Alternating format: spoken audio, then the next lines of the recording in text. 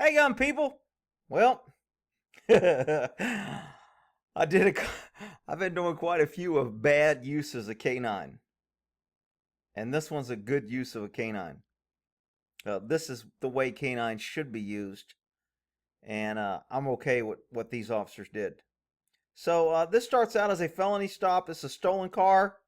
Stolen car is a felony. You have multiple officers. Car stops, and we start.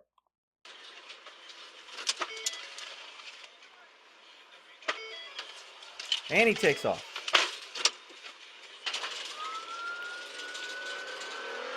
So I'm going to speed this up because they chased this guy a long time. Here, Mike 7, Mary's running. Everyone got it, folks? Yep, I got it. That one's come on, you can front. Why this cop is chasing? This guy passes because you want a marked unit. Now, why this second unit passes, I don't know. There was no sense in that. But you want a marked unit as the primary, so the guy can't say, I just thought I was being chased by undercover. When it starts out, the truck is chasing. I'll go ahead and take the siren off because I don't know how loud that's coming through. So the guy cuts through the wood. I mean, he gets them on a pretty good chase. And he's endangering people. He's running a long way. I don't know why this cop is so close. That's not really necessary. That's a good way for guys. I mean, I've had guys, you're chasing them and they try to set you up. You get that close, they'll lock up the brakes so you'll hit them in the rear and then they'll take off again. So getting this close to a car you're pursuing is not a good idea. This guy's at a good distance. He's got room to react. He's got room when this guy crashes or takes a curve too fast, he can slow down. This guy is just basically being tethered by this guy, and he really can't react. That's why he almost hits that car right there. So I think there's a unit up here that has spike strips. There it is. All right, so now we'll get it back on. Okay, so they hit him with the spike strips.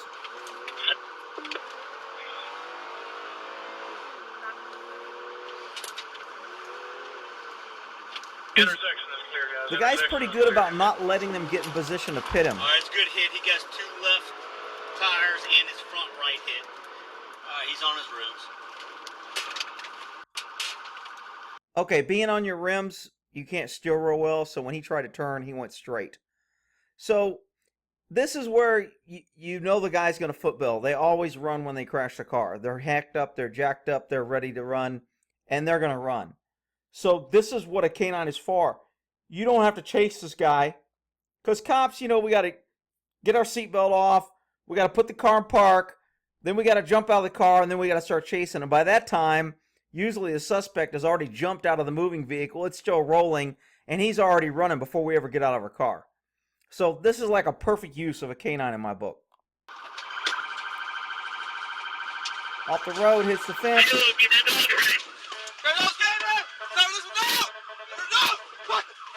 Okay, so he's over the fence and going. And this is where the guy just kind of tosses Rover right over the fence here. Go get him, boy! Yeehaw! We got us a pursuit!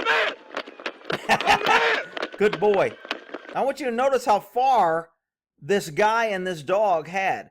This guy had a huge lead on these officers and probably could have lost them because it takes a long time for the cop to catch his dog. But the dog closed that ground quickly and stopped the guy.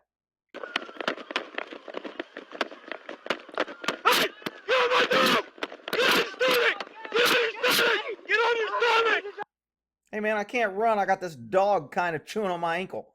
Well, that's kind of the purpose of it. Now, could he have took his dog off first? I'm okay with this guy getting here first and making the guy get on the ground and want to handcuff him before he moves his dog. He doesn't know if the guy's armed. He just committed a felony. He ran. He's obviously fight him. If he gets his dog off, the guy could pull out a knife, could pull out a weapon. I know in other videos I say, you know, if you don't know there's a weapon. This guy committed, you know, we followed him. He's driving like he endangered the public. We don't want him getting away, so I'm kind of okay with this. Could he pull his dog off and then say, if you don't roll over, I'll release the dog again? Yes, he could have. Would that have been better? Probably. But in the heat of the battle on this situation, I don't think this K-9 is doing this to get his jollies off and have his dog. I think he's actually trying to get this guy in custody and kind of saying, you know what, you ran, I'll let my dog hold you, but I don't want you getting away while I'm getting you in custody. When the other officers get there, he does finally get his dog off. Maybe he takes a little longer than he should, but this guy was clearly running and endangered public and was out there, so it is what it is. Get on your stomach! Get on your stomach! Handcuffs! Show your hand! Show your hand! Oh, God. The other cops are saying, show me your hands. They want to make sure he doesn't have weapons. He's screaming, and he reaches down and ends up pulling his dog off. Let go! Show me your hand! And he gets his dog off right here, and the video pretty much ends. So this one, good use of K-9. The dog served his purpose. He can outrun a human. He can make up ground. He'll hear the person running that you may not hear because you're screaming on the radio, or you're running and you're out of breath and you just had sirens blaring in your ear. The dog will still hear this guy, the suspect, running away, pushing bushes. He's also smelling him as he's running. So perfect use of K-9 in my book. Could have got him off a little quicker. Not the end of the world. I'm not thinking any of these guys should get disciplined, and this is cop abuse like on the other K-9 where they kick the dude and dog him in the back and totally uncalled for. This one I'm okay with. All right, we'll end it there.